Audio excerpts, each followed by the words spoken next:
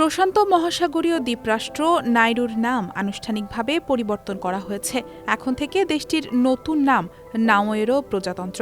স্থানীয় ভাষায় উচ্চারণ ও বানানের সঙ্গে মিল রেখেই এই পরিবর্তন আনা হয়েছে। Presenting Walton Crystal Series. Switch to premium. Switch to Crystal. সম্প্রতি দেশটির প্রেসিডেন্ট ডেভিড আদিয়াং সরকারের এই ঐতিহাসিক সিদ্ধান্তের কথা নিশ্চিত করেছেন। নাওয়েরোর প্রেসিডেন্ট ডেভিড অ্যাডিয়াং বলেন, দেশের আন্তর্জাতিক পরিচিতিমূলক সংকেত বা কোডও বদলানো হবে। কোড ARU এর পরিবর্তে ব্যবহৃত হবে NRO। এতদিন আমাদের নাগরিকদের নাইরুয়ান বলা হলেও এখন থেকে তাদের দেই নাওয়েরো নামে ডাকা হবে।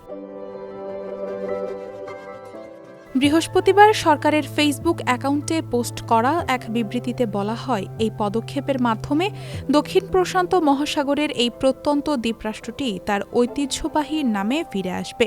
দেশটি আন্তর্জাতিকভাবে নাইরু নামে পরিচিত হয়েছিল শুধুমাত্র এই কারণে যে এর স্থানীয় নামটি বিদেশিদের উচ্চারণ করতে কঠিন ছিল এবং এটি পছন্দের বিষয় না হয়ে বরং সুবিধার জন্য রাখা হয়েছিল।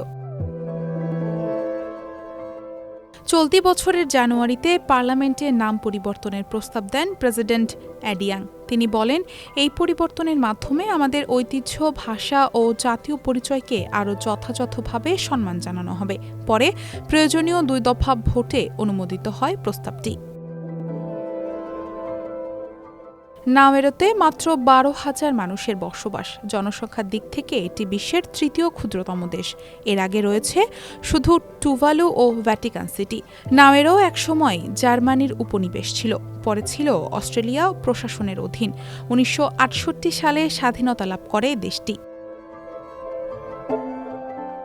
বর্তমানে জলবায়ু পরিবর্তনের কারণে সমুদ্রপৃষ্ঠের উচ্চতা বৃদ্ধির সবচেয়ে বেশি ঝুঁকিতে থাকা দেশগুলোর একটি নাওয়েরো।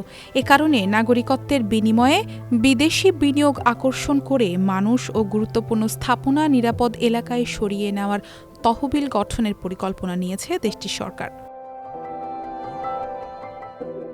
নাইরুর এই সিদ্ধান্তের ফলে তাদের জাতীয় বিমান ও জাহাজের নাম পরিবর্তন করতে হবে। সরকার ইতোমধ্যেই অন্যান্য দেশ এবং আন্তর্জাতিক সংস্থাগুলোর কাছে এই পরিবর্তনকে স্বীকৃতি দেওয়ার চেষ্টা করছে বলে তাদের বিবৃতিতে বলা হয়েছে।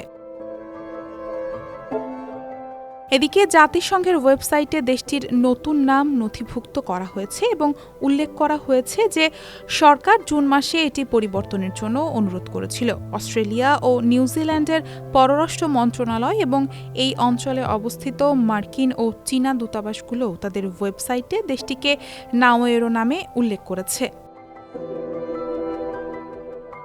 ডেস্ক রিপোর্ট, সমকাল।